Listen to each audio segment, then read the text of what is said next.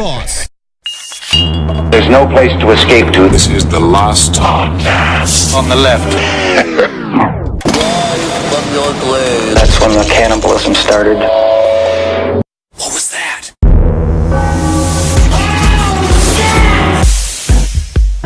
You're just yelling at an old gal, huh? Because I don't need anybody to give me rules. I'm my own boss. All right? I write my own constitution. I don't need just some lady come around and tell me she's being some kind of Otto von Bismarck of the elevator. Otto von Bismarck? Otto von Bismarck. You've heard that name before. He was the Kaiser. He was murdered by the Serbian Black Hand Group that started that was the shot heard around the world that started World War I. That was Franz Ferdinand. Franz Ferdinand, the band, with Take Me Out, They that were song. killed. Is that what I mean? get that off the And then, Otto von Bismarck was No, that was Kaiser Wilhelm. Kaiser Wilhelm. Yeah, but Otto von Bismarck was a pilot? I don't know. It's not in the outline, Marcus. You didn't write it down in the outline. I forgot that in our Dahmer outline. Who's Otto von Bismarck? I just need you to be throwing random facts into these outlines so that I don't have to be curious anymore. Who invented meatloaf? When was the first shoes worn? When do you want to guess the first shoes were worn? 1974. Yep. 1974. All right. All right. Should we start the show? Yeah. We've been recording. Yeah. Oh, you have this been? has been shooting out to the airwaves. Oh, yeah. Yeah. Oh, the completely unrelated subject matter? Yeah, we always like to start with that. That's perfect. All right. Welcome to the show, everyone. That's Marcus Parks. I'm Ben Kissel.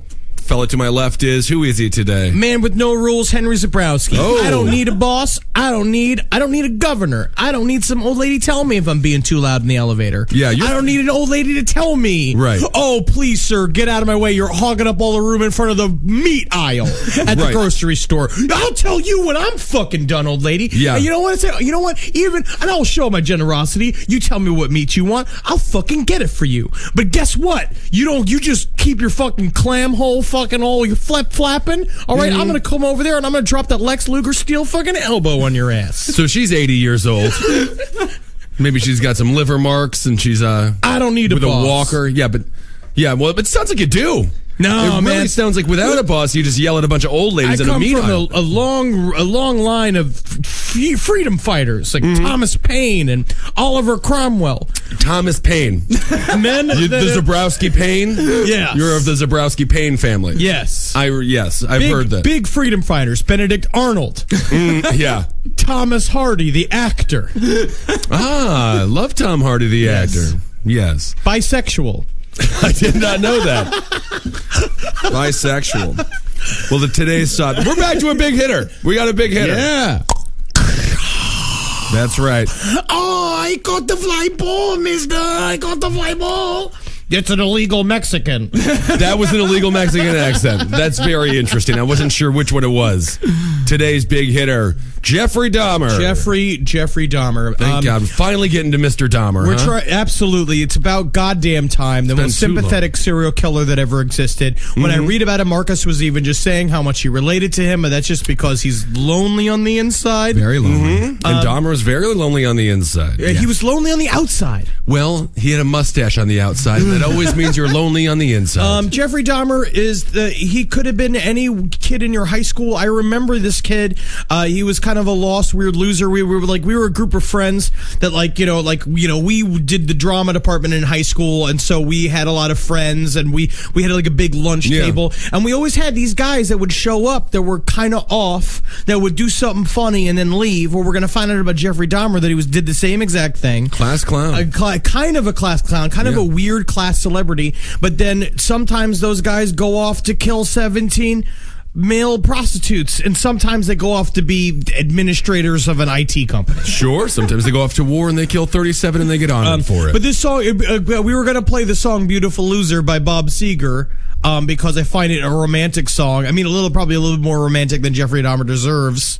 No, romance for Dahmer. Give Dahmer some romance. Oh, we'll get into Jeffrey Dahmer's romantic capabilities. He was very romantic in his own sort of weird, Yeah. Would you say homicidal that? way. Would He you was say romantic. He's romantic. I mean, he's definitely the most romantic person ever with a skull that has like some skin fragments falling off. that he was the skull. sucking on it and jerking off while looking at it. Yeah, But the totally. other problem is with him is, but he never did. He didn't write poems. I mean, we make He fun of the didn't know BTK. We make fun of BTK, but he wrote beautiful poems. No, but Jeffrey spoke beautiful words into the ears of the dead, so we'll never hear them. And I think there's something I to don't that. know. I think it was more being like, "Oh, your dick won't get hard. Oh, Your dick won't get stop. hard. Oh, come Oh, on. I keep yanking and pulling. I keep yanking and pulling." That's your these Dahmer dicks don't- accent? No, I don't know why. It Oh, didn't. don't you know my dick? Oh yeah, you're. I keep on yanking on your chain there, but you can't seem. I ain't getting no tree out of it. It's just a shrub. Yeah, no, come. So where do we? Let's go back in the way back machine and go to the terrible day when Jeffrey Dahmer was Oh, born. one of the better days in American history. He was, Today. but again, 17 kills, one of the most infamous serial killers of all time. This is a bigger hitter than imaginable. This is probably the number one serial killer of all time. I would say he's definitely the He's a most fun well one. known. Everyone knows Jeffrey Dahmer. I remember when I was a kid, we used to play Jeffrey Dahmer on the playground. And what was that like, Marcus? And it was- I think Marcus was the only one playing Jeffrey Dahmer. Everyone else called it King of the Hill or Runaway from the Weird Boy. I relate to this man. So what did you do when you played Jeffrey Dahmer? Jeffrey Dahmer is just like when we used to play Freddy Krueger, or when we used to So play. you just played this game. Yeah, just one game. Yeah, what was the Freddy Krueger game? Freddy Please don't Krueger's tell like me- one kid would be Freddy Krueger, another kid would be Jason Voorhees, another kid would be Michael Myers. Oh, and you hell go- yeah. And you go around and kill all the rest of the kids that weren't playing the game. This is Cool. before Columbine. You can't play Jeffrey Dahmer or Freddy Krueger anymore. But there's a way to do that you could get, because healthily, you sort of got it Not healthy. healthily out of your system. Yeah, it totally got. I've never killed anyone. Anybody. it's still in his system. It is his system. No, but are the mad ones not the ones who think it's not in everybody's system? The urge to kill is in every man. The That's ones true. for me are the mad ones, burning bright. All right, let's go to my home state of Wisconsin here. Oh no, it all starts in Ohio, my friend. Oh, he was born in Ohio. He was born I thought and it was grew up- West Alice. Nope, he was born and grew up in Bath, Ohio. Ohio, the land of beautiful women and ugly men. That is very true, but kind of like not. He was born May 21st, 1960 to Lionel Dahmer. Lionel. A very strange, emotionless chemist. Yeah, a very strange emotionless chemist, yes. And he was described as a hard worker, an achiever, but had very little time to actually pay attention to his son. You never see hard worker, achiever, and awesome dad. Best like in dad. the same sentence. Number one dad. I was talking with a friend, one of the guys who builds puppets for Pretty Face, but they were hanging out with Jim Henson's daughter, and they were talking about with Jim Henson's daughter about the basically, how great her dad was and stuff. And they were drinking late at night, and basically she turned to them and said, you try having Jim Henson as a father. I didn't see him from the ages of 7 until he died. I would have loved that. I would have loved that. My dad was a over the night truck driver, so he would go home, leave at 5 And o'clock. you're at not night. a serial killer. Not one yet. And I'm too big to be a serial killer, which is very sad. But then one day he's like, I'm switching to the day shift, so I'm going to see you a whole bunch more, Ben. And then I was scared, and my whole life was ruined that year because my dad was around. Jesus Christ. So I'd have loved to be Jim Henson's son. Rich, wealthy Ben Kissel Henson. Well, they talked about Jeffrey talked about his father as a highly controlling, a strong character that he said, and his mother was also very controlling, very strong, very neurotic. She was on up to 20 different medications for I think she was a hypochondriac. She was That's what they absolutely say. a hypochondriac. She was the same thing as my grandmother, where she would just go to her bed and just lie there for weeks at a time. Yeah. Yes, I had family, I had friends growing up, or like I remember his mom, I forget his name. His mom had like this. Jeffrey Dahmer just brings up all these stories from my childhood because he just reminds me of these people. I think Jeffrey Dahmer, anyone who's weird, who grew up kind of weird and who grew up a little bit of an outsider, anyone can relate to Jeffrey Jeffrey Dahmer. But in again, the next chapter. let's not say he was awesome. No, he was not. He was a horrible fucking person who But- killed 17 people. Yes, but we'll talk about how that was almost unavoidable. It gets to a point where it's just like you could have put him in a concrete square from the age of 5 on, where he belonged, but that's miserable. That's not how you keep a human being. They didn't know he was gonna. He could have been a very. Anyway, let's go. All right, yeah. Well, but his mother was like on a cocktail, 20 different fucking drugs, and would kind of get herself into fits. But I mean, Yeah. to her credit, she was correct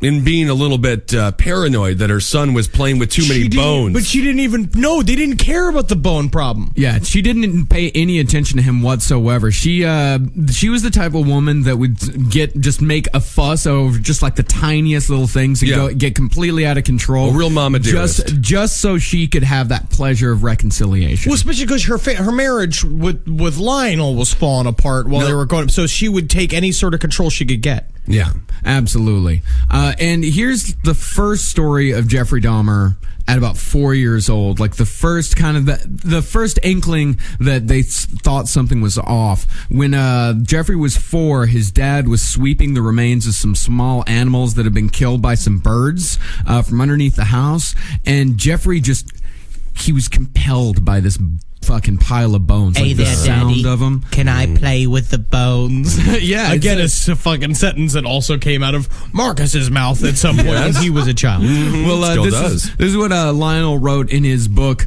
A Father's Story.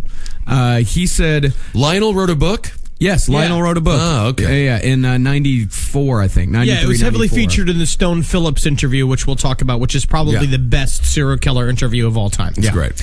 He said that Jeffrey appeared to be oddly thrilled by the sound they made. His small hands dug deep into the pile of bones. I can no longer view it simply as a childish episode of passing fascination. Yeah, of course you fucking can't. Yeah, with all the bones and stuff. Because all the fucking dick soup he was making. This same sense of something dark and shadowy, of a malicious force growing in my son, now colors almost every memory. See, That's hot I mean, stuff. I don't know. He was just playing with bones. Yeah. Kids like to play with things, you know. Yeah, anything that makes like a ding, ding, ding. That's fun to play Can with. you imagine? You know the sound of playing with the bones. You know, Marcus, when you stick your hands in a pile, a bunch of bones, and you drip them up and down like it's a bunch of Parmesan cheese. Oh, you mean yesterday? Yes, you know. Yeah, so like you yesterday. you got a raccoon dick bone sitting on the thing right there. Touch it against the microphone. Let's not pretend like it's normal though. It's still no, abnormal. it is. That is strange. Yeah, I never liked it. So let's talk. I mean, Jeffrey Dahmer, like most other serial killers, had a history of injuries as a child.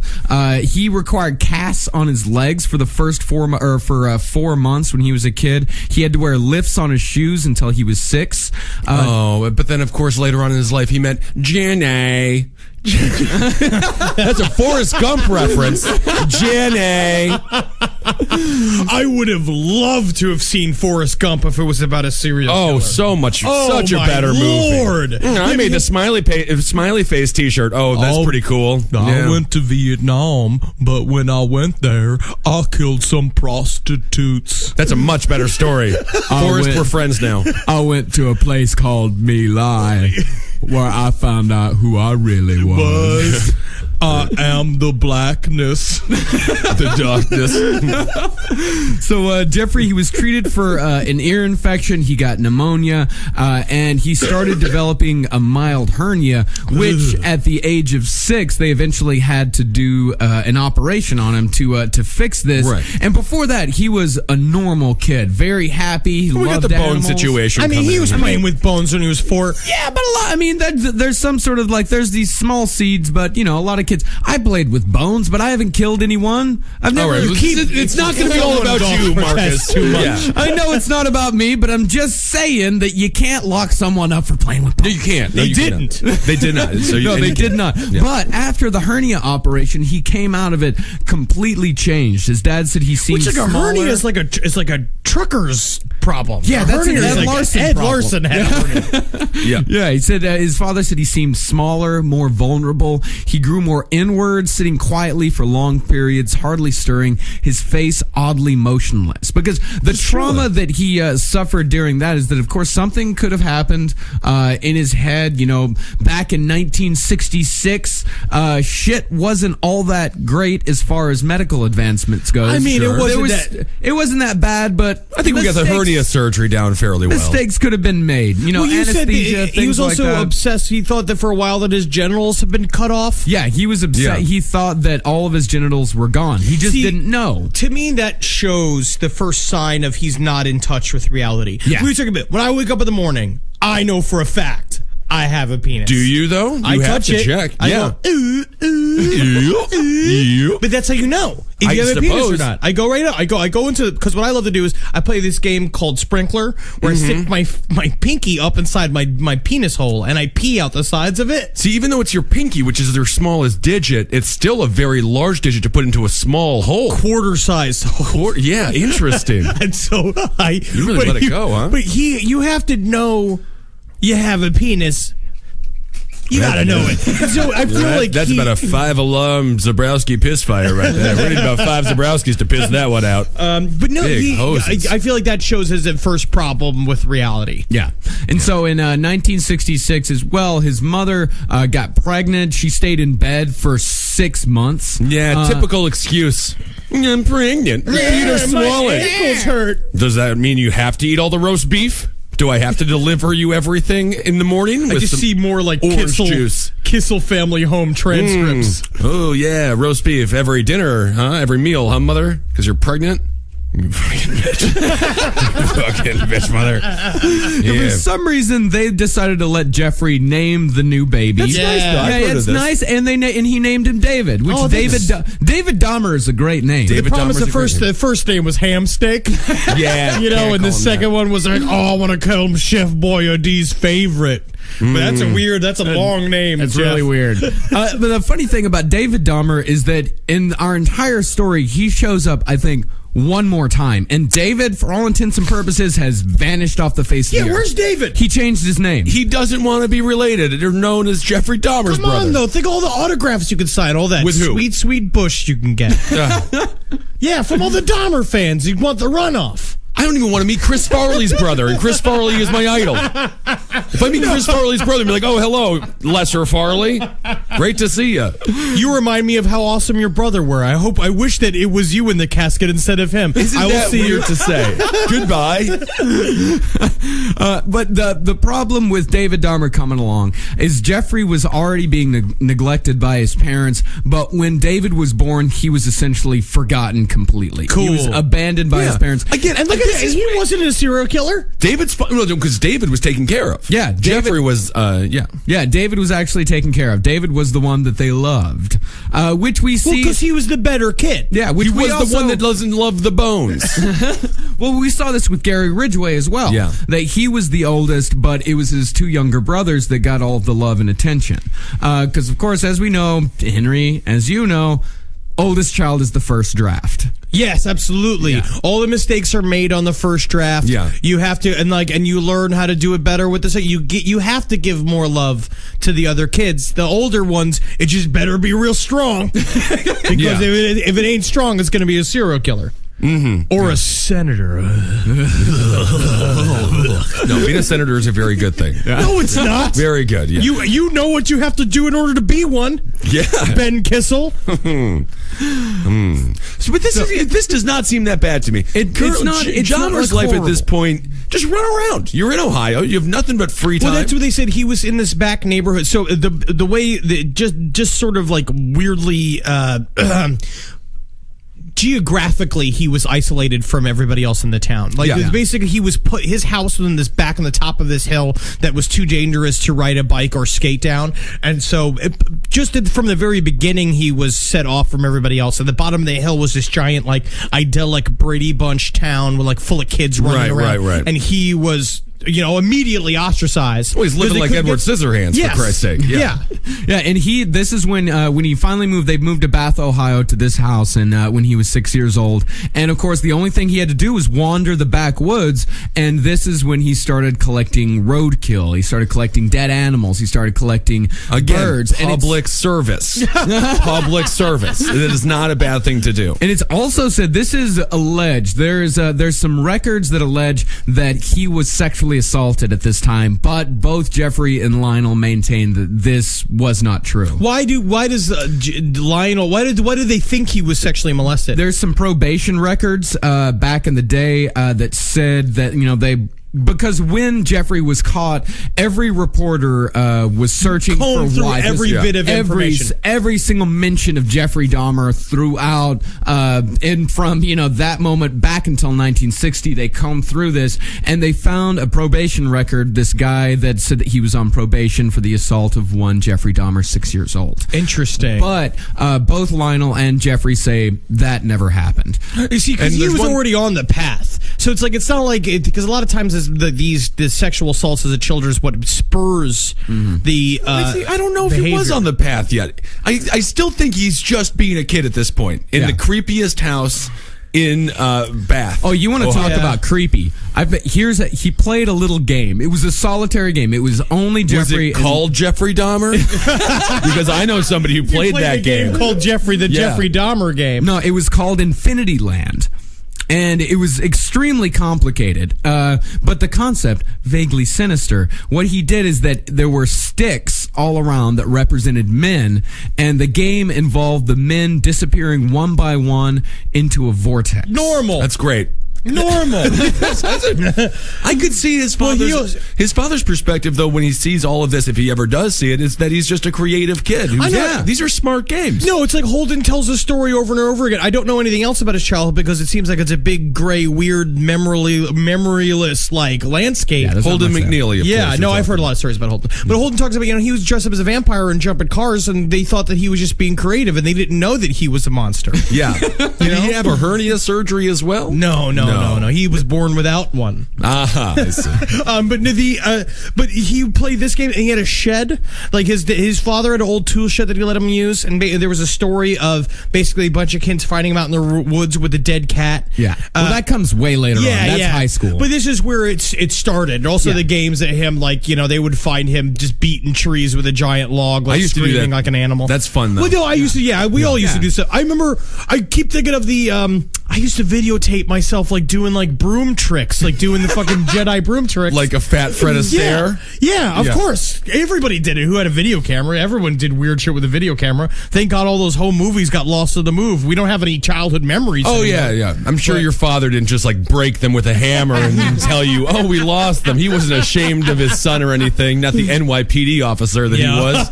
He was so proud of his little... Me just doing monologues in the backyard, just going Father, why? Mother, why?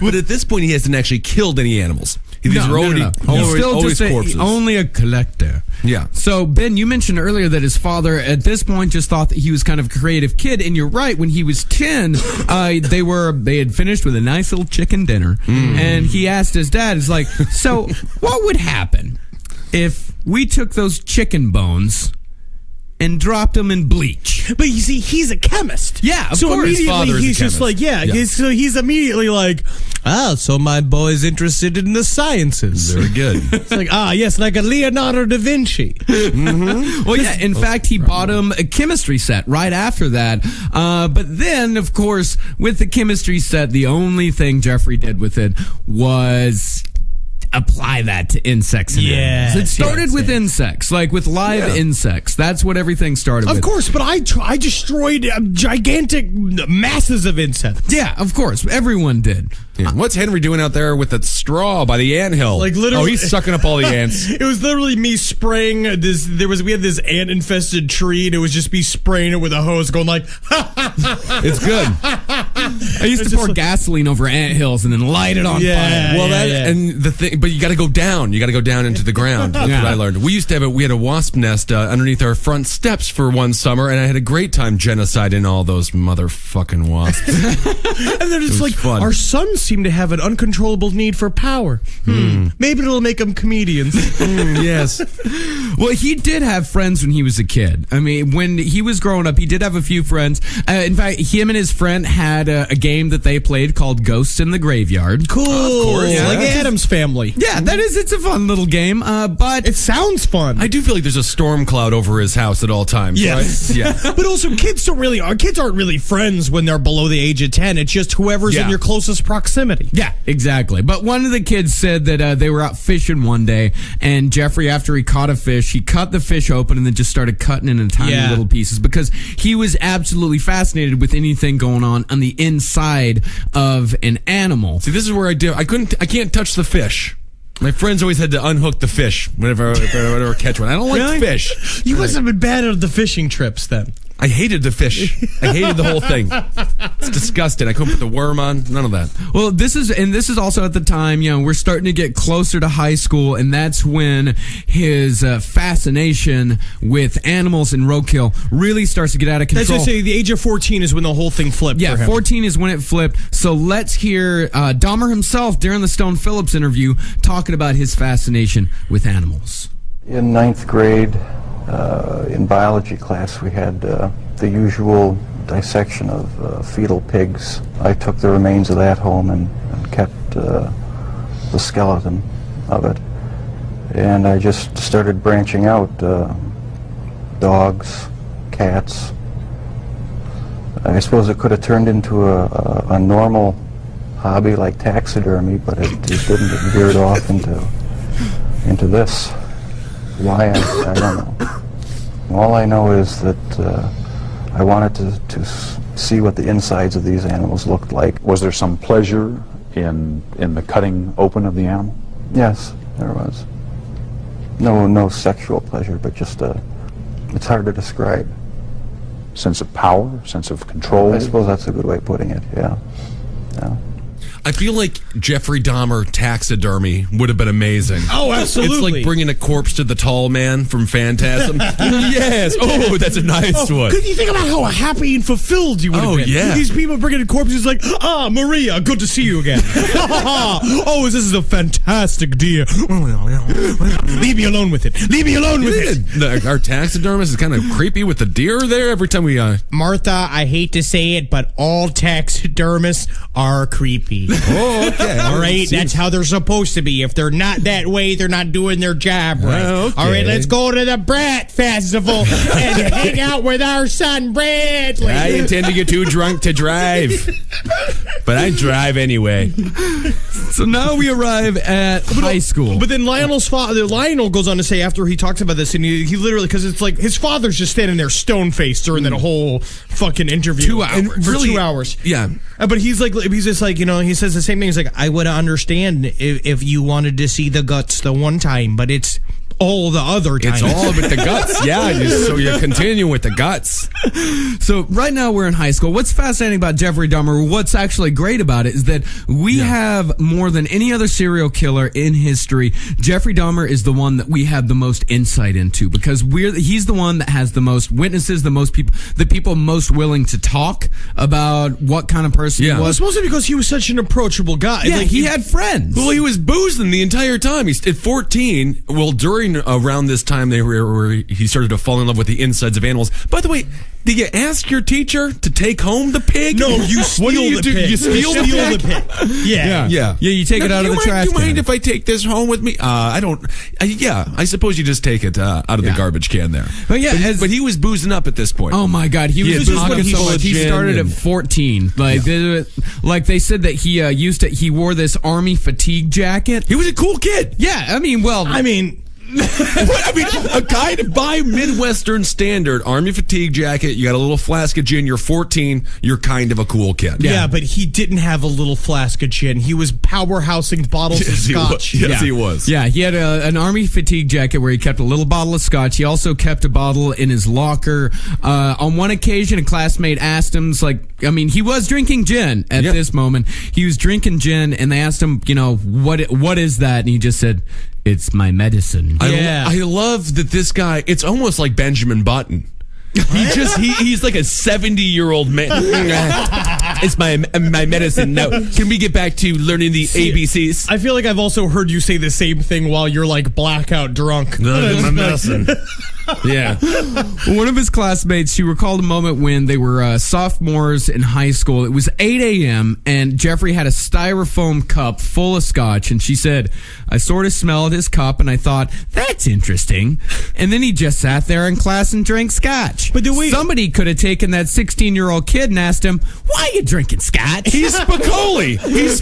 He's one phone call away from ordering a large anchovy pizza. He's a cool kid. He just could have made one step towards being awesome, but he didn't. Instead, he was fantasizing about the jogger that was running past his house every day. Yeah. Right. Yeah. So he was he was a class clown. But what he was drunk. Well, we said he was a class gimmicky celebrity. Yeah. And he was the guy that everybody loved to make fun of. They would put him in the back of yearbook photos, and then everyone would get all upset. Like the guy who wrote My Friend Jeffrey, but Durfbach. Brad Durfman. Durfguck. I think his name's bag he right just here. goes as Durf. Yeah, but he's a cartoonist who wrote, but he started drawing cartoons in high school and basically created this character of Jeffrey Dahmer, and for their high school they became their unofficial mascot. Yeah, which we had kids like that. Well, now was Jeffrey one of those kids who would be like, "Here's a worm, $4 on the playground, suck it down," and stuff like that? Was he doing things like that? Not really. He was more just they would get him to do really weird things because he had, as they say in the book, his mother had this interior decorator that used to come over and over again to the house, and the interior decorator had cerebral palsy, and so he used to do this impression of the going like,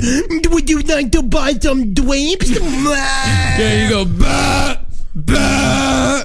And they even had a name for it. They called it doing a Dahmer.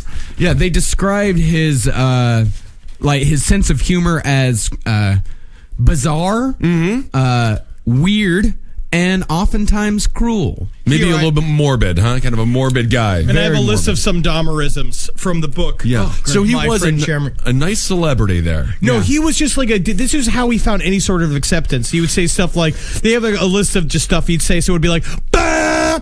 Hello, is Jack there? What you knowin'? Give me Fwappy. Stick pile. Duck waiter. The eminent Dr. E." You would say all this weird shit, but I had friends that would do stuff like this. Has anyone seen Bruce? There's Bruce. This has been known to have been said to be true. Oh, yeah. This has been known to have been said to be true. See, this stuff didn't fly in Texas because I was kind of like this in junior high. I was this kid in junior high. Right. Just super weird that kids would fucking just ask me to do weird shit, and I'd fucking do it just because I love the attention, and I was trying to find some sort of niche because everyone hated me. But there's a fine line between having that and being, because I was class clown. You know what I mean? Like, of course, that's what I got pulled back and forth to do the Chris Farley impression. Right. But I learned that could get you friends and girlfriends. It can also get you out of a subway ride when you're surrounded by a group of African American youths. Of course, that's a good story of Henry Zabrowski having to do Chris Farley impression. Or so he didn't get the shit beat out of me by a bunch of jack 17-year-olds. But of course, he was 27 at the time. Of Henry course. Zabrowski. So Jeffrey Dahmer at 14, this is also when he realized that he was gay. Of course. Of course, as most people do. But the thing is about it is that, back to the fetal pigs, when he started to jerk off, he would think of the fetal pigs. He would think of the mutilated animal remains. Right. So Because that was more acceptable to him than being gay. Yeah, so when his sexual awakening started coming, when he did realize that he was gay, when he would think about sex, it became fused, like these violent images became fused together in a way that was just completely intractable later on in life. We talk about this all the time. Every one of these, that's pretty much the moment it's too late for these serial killers is the moment it gets stuck into their adolescent sexual drive. Right. Once the violence becomes a key to their, because to him it wasn't violence as much it was the end result. Yeah. Which was of he course. he says this over and over again. It was about control. It was about having a thing that can't say no. Yeah. And a fetal pig cannot say no. No, it just goes like if it was alive. That's it. So at this point, he's being validated for all the wrong reasons, right? He's just acting like a total freak. He's getting boozed up all the time, and he's jacking off to fetal pigs. Yeah, absolutely. And and he also had his prom date. I mean, how many times do you get a testimony from a serial killer's prom date? It's beautiful. Yeah, it's rare. beautiful. I Her can't name believe we got a prom date. I didn't get a prom date. Wait, he got a prom date with Bridget Geiger. Bridget Geiger sounds beautiful. Why didn't I get I was class clown. I was the rowdiest and the loudest. But I got those too. It sounds those like too? you were an uncontrollable drunk. No. That was 360 pounds. That was terrifying to people. Shut up. No, I can't. Dahmer got a. Whatever. I'm over prom. The fact that I had to go alone. I had a good goddamn time that night. Well, Dahmer didn't give a shit about prom because in the middle of prom, he just left to go get a hamburger. Yeah. He left his date there. He went and got a hamburger, came back to pick her up, and there was just fast food wrappers because I guess he'd ate 2 or 3 hamburgers. This guy is so cool. Fuck it, babe. I'm going to get a burger. This is the Fonz. It's the Fonzie move. And now he's Jughead. Oh, he's the best. Boozed up. Everyone It's loves just him. the way you're looking at it. It's the other angle that you're looking at it. It's from the other angle when you look at, how it was all just a cover. He was wearing a vague human mask to cover a vat of deep, dark secrets. Yeah, Right. well, some people say that it was very possible that Jeffrey was autistic. Oh, That he sure, yeah. that he was autistic. I mean, the 2 diagnoses that I kept seeing over and over again, it was autism and borderline personality disorder, which borderline very much makes sense. It's a definite feeling of like impropriety. It's not being able to read people's emotions. You know what I've also heard is violence. a really accurate description I was reading about. It's like a disease called being whackety schmackety. Oh, whackety I think that schmackety. he may have had that disease as Yeah. well. And if you want to talk about impropriety and a desire to connect with others but having no idea how to do it, all you have to look at is his first obsession, the jogger. Yes. Now, the jogger is creepy as shit. What he used to do is he would sit on the side of the road and he would watch this jogger that ran by his house every day. And he would Tight just bottom. sit there. Yeah. Tight Balls bottom. just flipping up and down inside his tiny red shorts. Oh, yeah. Broad chest, thick This was mustache. Early 70s, mid 70s of this time. This is by the mid to late 70s. Yes, so he's got those high shorts. Real White people short used to wear. shorts. Yeah. Oh, yeah. Thick, coarse blonde hair up his tight thighs. And so Jeffrey, he's sitting there every day and he's just watching this guy from the bushes just sweating. And then one day he decides, and so he's starting to get these violent fantasies and they're starting to get stronger and stronger. He said too, it's like the way it started was like it wasn't just it wasn't killing them. It was the having them. You would just see him dead in his bed, and he'd just like jerk off just thinking about him being dead in the bed. Yeah. And so one day he decides he's going through with it. And he brings a baseball bat to his little hidey hole. But that fucking jogger, so goddamn lucky. I don't know if he was hungover or what, but that day he did not jog past. The first day in months that he did not jog past. Yeah. And so he lived. I mean, I Sometimes- think and the then- jogger still would have been fine because Dahmer was probably, half drunk on his own, and then he's just chasing after him with a bat, and then the jogger's just like, I'm so much in better shape than you because you're just a drunkard. The big thing about him, though, is that his father got him obsessed with weightlifting at a very young age. His father was saying to him, "Hey, you should do something physical." So Jeffrey Dahmer had been lifting weights since he was 13. He was like 6'4". He was fucking huge. Yeah. Jeffrey, there was like they never understood why because they used to call him Dumber. They used to beat him up and call him Dumber, of course. And like all of his friends in high school would say the same thing of just being like, we were all just afraid for the day that he'd snap because he was built like a fucking tool shed. Yeah. He was huge. Yeah, his friends in high school said that he was either going to snap or most of them actually they just assumed that one day they would hear Dahmer killed himself. Yeah. Like that was the most likely scenario that everyone assumed that, a couple years down the road that Dahmer would just end up dead from a gunshot wound. How does that conversation go? Be like, honey, I think Jeffrey's a little bit strange. He seems to have like violent tendencies and loves bones. What should we do? What was it, honey? I'm sorry, I was looking at my newspaper. Let's get him stronger. Let's make him stronger because let's get him more dangerous. Yeah. This is the guy that you just only yogurt. I signed him up for a katana blade class at the local Japanese auditorium school. Let's get him real nice and dangerous, huh? And, of course, Jeffrey Dahmer, he graduates high school. Very high IQ, very low grades. Did he have a high IQ? He did. Yeah, he did have a very high IQ. But I'm sure he wasn't doing homework. He wasn't trying very hard. No, he was drunk. He was beating down his fucking creeping in fantasies of the dead every single night. If homosexuality at this time was more accepted, he wouldn't have had to go to the pig thoughts. He could have just thought about a male rump. But then later on, when we're going to see when we get to it, is that when he was finally like out and about, like he had such a hard time meeting and talking to people. That's what drove him to do it. It wasn't that he was afraid to be gay, because he started going to gay bars later on. I know where he went, Mad Planet, where I used to go all the time in college. What was the other one? There was Club 219, which Club is like, 219, Jesus. And when we get into the Milwaukee stuff, I had a friend who actually got to meet him. It was a Michael Jackson impersonator, and he shook Jeffrey Dahmer's hands, and Jeffrey said, I loved your performance so much. Do you want to go back to my place? Yeah. It was my friend's friend. He said, absolutely not.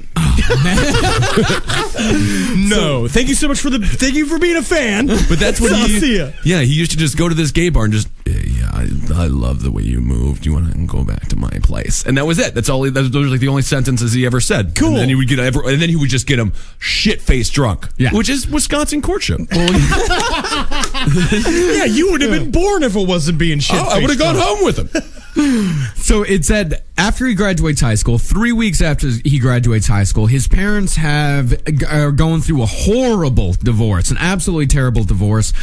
He's been essentially abandoned. He's been living at home alone for 3 months, and he's out of high school 3 weeks. And that's when the first murder occurs. Do we want to hear? Yeah, we'll hear from Jeffrey Dahmer how his fantasies built to a reality. Here we go. From 15 on, I had this reoccurring fantasy of meeting a hitchhiker on the road, and of taking him hostage and doing what I wanted with him. About 3 years later, I was 18 years old, driving home. I saw this hitchhiker about a mile from my house. Thought to myself, should I stop and pick him up, or should I just keep on going? I wish I just kept on going, but I didn't. I turned around, picked him up, and that's when the nightmare became a reality. Damn.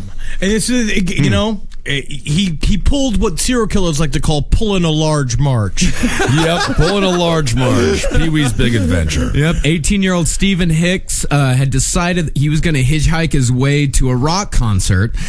We don't know which concert. Oh, that's too bad. We don't know. Come on, who could have it been? Yeah.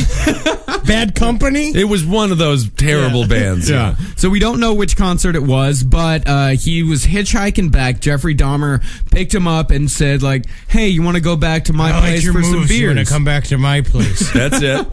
He said, let's go back to my place. Let's have some beers. I've got the whole house to myself. They go back. Jeffrey said that he has no idea what they talked about leading up to actually the sex. He just says, we got drunk, we had sex, and the guy said, like, all right, well, I'm going to get out of here now. Like, I got to go. I already did all the shit I'd never wanted to do before, but somehow ended up doing it. So, I'm going to go. I'm going to question my fucking choices out on the highway, but I'll see you soon, buddy. Yep. Just going to get back to hitching then. Very good. So, Jeffrey don't go. And at this point, he said the guy wanted to leave, and I didn't want him to leave. So then he stays. Yeah. So then Jeffrey hits him with a barbell, from his weightlifting set. And after a brief scuffle, they started wrestling around. Jeffrey hits him again, knocks him unconscious, and strangles him. Yep. And strangles him dead. And so the corpse is down on the ground. He removed the guy's clothing. He started caressing and kissing the body. Lay down beside him, and even though he had just fucked, this guy's virile, jerked off onto the guy. He's a young man. He's 18 years old at this point. You can do that. So he was living alone his senior year of high school for 3 months, right? I mean, possibly longer. I don't know exactly the exact time period, but he was living alone for most of high school. Yeah, if he was Spicoli, it would have been the coolest summer of everybody's lives, but it wasn't. I'm going to parlay that into huge parties, things like that. So he took the body down to the crawl space, cut it into pieces. He put all the severed parts in triple-lined garbage bags, burned the idea and the clothing in a trash barrel behind the house. He dumped the bags into a ravine 4 miles away. Years later, he would go back, after he got out of the army, he went back to the scene of the crime. He found the bones and he pulverized the bones with a sledgehammer and then scattered them all around. Well, because this is also, not only is it just getting rid of the body, it's destroying the crime. Yeah. It's him trying to then, because what we'll learn is that he spent the rest of this latency period between this and his next official kill, he spent it trying to push all his feelings down into a fucking barrel. And it's sort of ironic that he destroyed all the bones, because, he kept every other piece of every murder after this one. But that showed how pretty much important everything. it was. Yeah. No, it's this one and the second one. He's still trying to figure out what he's wanting to do. The second one, he also gets rid of. It's like Jeffrey Dahmer did everything opposite to how Foghat envisioned America. Yeah, maybe that was the concert the guy was going to go see. And this, you also see, we see it in serial killers time and time again. He got stopped by the cops with the body in his car. The cops stopped him. He was a little bit drunk. The cops was with the cops. This is Wisconsin, though. Yeah. Of course, this is Wisconsin in 1978. So everyone's driving around a good little bit solid drunk. white kid, a little bit drunk. That's how all white kids should be. Yeah, no, that's the thing. The cops they pulled him over to make sure he was just a little bit drunk. We don't want none of them sober drivers around here stuffing up traffic. So as we'll find out later, only three of Jeffrey's 19 victims were white.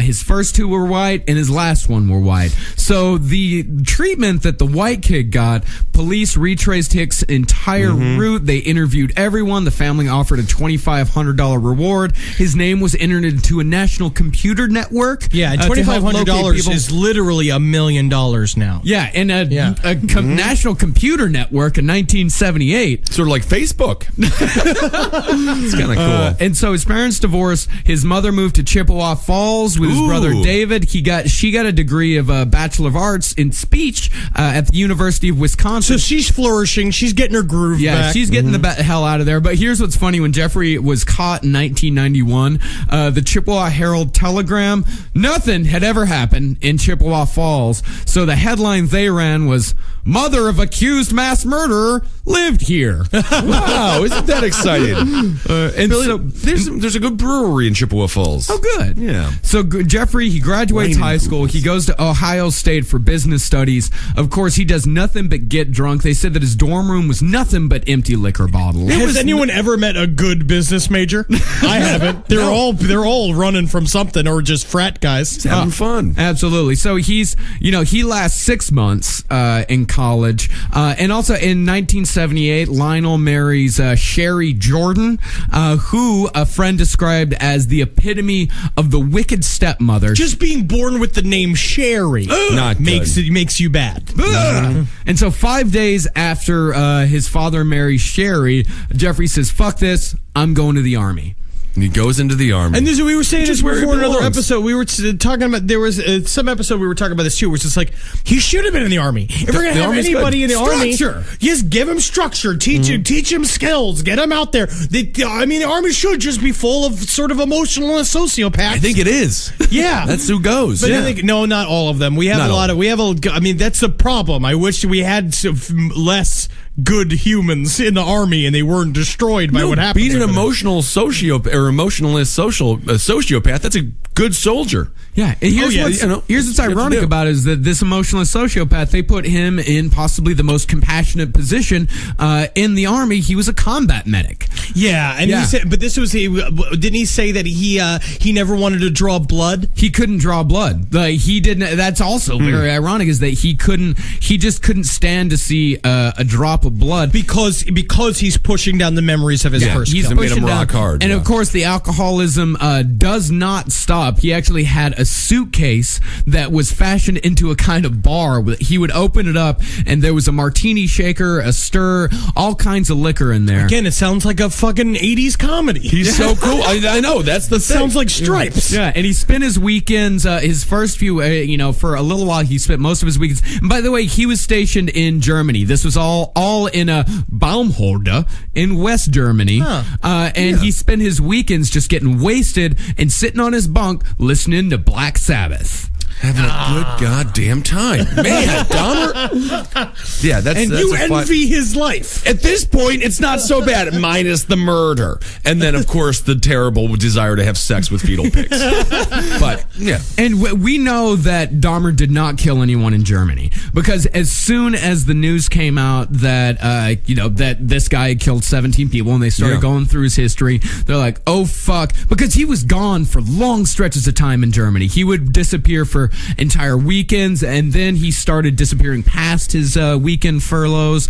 So the German police, they did a huge investigation Yeah. into all of the murders around Baumholder around that time, and there was one famous unsolved mutilation case, but it was a young girl, so it didn't fit. Yeah, and he Jeffrey's can't even MO. look at a boobie. No, Isn't no, that He no, gets no. driven insane by a boobie. He's like, ugh, ugh, ugh, ugh. Give me a severed penis any day. And so he kept to himself, except occasionally he would get belligerently drunk and just start hurling racial slurs at all the black soldiers. Yeah. It's interesting, though, because, yeah, like you said, most of his victims were black or Hispanic. No, it's because he And was those- desperately in love with them. Yeah, well, he was in love exactly. with them, and also it's an intelligent, like we were talking about with the black serial killer case. They're the less dead. They're even lesser than the less dead. Less dead tend to be prostitutes and things like that. Well, what Jeffrey said later on is the reason why he started killing black people and Hispanic people is that's what he found most attractive because they had the hairless chest that he loved because Jeffrey was obsessed with torsos. Out of everything Yeah. else, that was what he focused on the most. That's what he loved was the chest of Yeah, him. who loves it? I love I understand a good man's chest. Oh, It's certainly. something nice. It's like a plate. It's like a big old serving tray. When you get up there, the Yeah. nipples are like two little fucking Swedish meatballs. You go ding, ding, ding, Yeah. ding, ding, ding, ding, ding, ding. No, you stick your finger in the belly button. Oh, I know everything about a men's chest. So after with 9 See months everything left- as a plate, huh? yeah, you could deliver some food on that. Yep. Well, excuse me, I gotta go drive my car, which is like a little moving restaurant. So I'll see you it's like a soon. little plate. I love that plate over there. You can put a bunch of hamburgers. That's a book. That is a book. Yeah, you can put food on there. So Jeff, too drunk for the army, was discharged Oh, with that's the name of a Pauly Shore movie. Jeff, too drunk for the army. He was discharged with 9 months to serve, and as he was leaving his bunk, he turned around and turned to his bunkmates and said, "Someday you'll hear about me again." Yikes. Which I kind of like, of course, since he was drunk all the time, I kind of see as more like, Someday. you haven't heard the last of old Jeff Dahmer. Then just gets in the Jeff? car. Jeff, if you could please just go. Fuck you. I know. Okay, yes, fuck me. Yes, if you could just go. Give me the keys. Yeah, his squad leader, his name was David G. Goss, drove him to the airport, and he said in a conversation, he said, "There was something bugging him in Germany. I knew he had a troubled past, and I knew he had something that was gnawing at him. He'd say there was something he couldn't talk about." So they That put is him- correct. You know what you do when some guy who's drunk mumbling about something that he can't talk about? Don't pick at it. Don't pick at it. You don't need to know. You don't need to know that information. because if he tells you- if he was super wasted, he'd just tell you. If it was a thing that he could, that it was like a fun secret, Yep. he'd be telling you over and over again every time he got drunk. But because he's not telling you, it's a really dark one that you are then implicated. Yeah. Yeah. Usually you don't want to talk about like, oh, I saw my mom. I walked into my mom and my dad having sex. It was so gross. Like that's something you might bring up. But you'd even laugh about it. But then you can laugh about it. Yeah, sure. yeah. I mean, Well, it's but all if like you, you'd say you try to remove your own ribs so you could suck your own dick. Like that's like a bad secret. yeah, That's a bad one. that would be interesting though. Yeah. Yeah. Would it be? Well, I mean, yeah, don't pry too much though, because if Dahmer tells you that he killed a bunch of people, now you're involved and you got to do work. You got to do a whole bunch of work. Yeah, now that's paperwork. Yeah, it's not fun. And so after being discharged from the Army, they gave him a ticket to anywhere he wanted to go in the continental United States. And So, where did he choose? Miami, Florida. Wow. Yeah. Did he have the mustache at this time? I don't know what the Bienvenido. I think maybe, a lot of guys get out of the Army, they grow facial hair. It's a natural reaction. He's down here, he's right next to Cuba. You know what I mean? I bet he's got one of those white shirts on with the embroidery on the sides of him. He's eating plantains. Well, I don't know. Maduros. I mean, it's more like he's working in a sandwich shop and living at a seedy motel. Yeah, and kinda so fun, though. Miami. So he gets evicted from the motel. Of course, he lives on the beach for a while. Figures Miami after a year. Figures Miami isn't for him. Moves back in with his. What do you mean to say he didn't get along in Miami? He didn't. He didn't get along That's in so Miami. crazy. I thought, but it's the land of butts and fluorescent swimsuits. I think people. well, the No, he's a difference is- simple Midwest guy. It's Yeah. too much for him. And he likes the idea. He's like, oh, I hear everybody jogs in Miami, but then he didn't realize that they jog real fast, and like they're all muscular. And he's like, he needs a fatter guy to try to all slim he did down was the to tiny get summer boys. weight. Yeah, that's true. Yeah. And so he moved back in. I just hate the way I said that. Yeah, I know. You know? All he did was the tiny boys. Yeah. All he did was the tiny boys. Bing, bing, bing, ba, ding, ding, ding. I just picture him sucking down a huge margarita Coconut- drink. Just coconut in a drink. coconut. Yeah. I just can't get drunk enough on rum. Isn't that It's just stuff- too much rum and Midori in this. Yeah, too much sugar. I think it's something with the sugar. I got to go back to Wisconsin. Yeah, and he does. First he goes back to Ohio to live with his father and his stepmother, and of course he doesn't stop drinking. He's unemployed. He's getting into bar fights constantly. He broke a Right. couple ribs. He's getting gashes all over his face, and of course his father says, "I can't handle him anymore. My bitch of a wife is fucking talking about him all the time, getting on my ass about it." I'm going to say Sherry was right about this one. You think? Oh, so? yeah. I think her son is a sociopath. She also had a nut against David too. She had a nut against David. Let's just say David didn't do much either to help the situation. Yeah. All right? This is like, we literally, because it's like if anybody could have reached out to Jeffrey, it probably could have been him. Yeah. If a brother came, this is like. It's not a you know younger when brother's job to save his older brother from killing a bunch of people. I would say you know your brothers better than they know themselves just because you've been around them for so long. Yeah. If you saw them doing something real crooked, you'd at least tell mom and dad. Yeah, I You'd do suppose so. something. But anyways, it's just like, but yeah, Sherry was right. Because Jeffrey Dahmer was also probably like drunk, like just staring at shit half the time. Oh, Just, yeah. like, walking around just going like, the bodies just won't go away. You know, like just saying just the random sentences like that. Definitely. So he moved in with his grandmother, Catherine Dahmer. And that's not depressing at all. No, this is when is he he- 23 years old at this time? Yeah, he's about 23. He just left Miami to go live with his grandmother. in Oh, West Allis, West Wisconsin. Allis. This is when he shows up in Wisconsin. He lives in his grandmother's basement. He gets a job at the Milwaukee Blood Plasma Center, which is strange considering how in the Army he couldn't even prick someone with a needle to draw Yeah, now blood. he's wearing bags of blood like they're an eye mask, falling asleep in the back room. You know, telling me loves it. like, "Oh, you guys want to make a raspberry milkshake and then cut and slicing them open and then throwing them all over each other." Yeah, you know? exactly. So in 1982, life was pretty uneventful for a little while, but in 1982, he was charged with drunken disorderly conduct, and according to the police report, he did lower his pants in the presence of approximately 25 people, including women and children. children. He really ramped up. Yeah, that was at a state fair, by the way. But that wasn't for erotic purposes. He was just blackout drunk. And Yeah, he was mooning just blackout everybody. drunk. He was fined $25 for that. That's it? Yeah. Different times. Different times. Wow, $25 for a mooning. $25, yeah. And so 4 years goes by, and in 1985, and I think this is when we should end part one. That's when he gets a job at the Ambrosia Chocolate Company. Yeah. Oh, there's Ambrose. bones in the chocolate. There's bones in the chocolate. Now, this doesn't say almond chocolate. I don't know. What But is it's just it? like, it kind of tastes like a knuckle. Yeah. Don't ask me how I know. You know how much he got paid at that chocolate factory? How much? One last little fact: $9 an hour. Unbelievable. That's how much above that is? more minimum than I wage. made when I worked at the Strand. Yeah, That's great. And that's 85 money? That's yeah. about $15 an hour. I checked inflation. It's $19.96 an hour. No shit. Yeah. Unbelievable. Good inflation check. Yeah, thank you. That was the best inflation check I've ever heard. Yeah, he worked the night shift 11 p.m. Wow. to 7 a.m. 6 nights a week with, and this is very important, Saturday evenings off. Oh, yeah, because that's when Saturday night is all right. It is. All right. Well, that's Dahmer for you right now, episode 1. God knows how many parts we're going to do this in. Yeah. But This as soon could as we very well be 3. But it's really is true. It's just like it brings up a lot of feelings of nostalgia. It's like this is the guy that just nobody saved. This is the man that nobody saved. I feel sympathy for him, even though he was a true monster. Yes. You know, he was the boogeyman, but Yeah. he's no Richard Ramirez. He's no John Wayne Gacy. He's just he was caught in a cycle that he couldn't get himself out of, and he had nobody to help him. Yeah, Yeah. and he's very, and you know, he's very unique among serial killers in that he hated killing.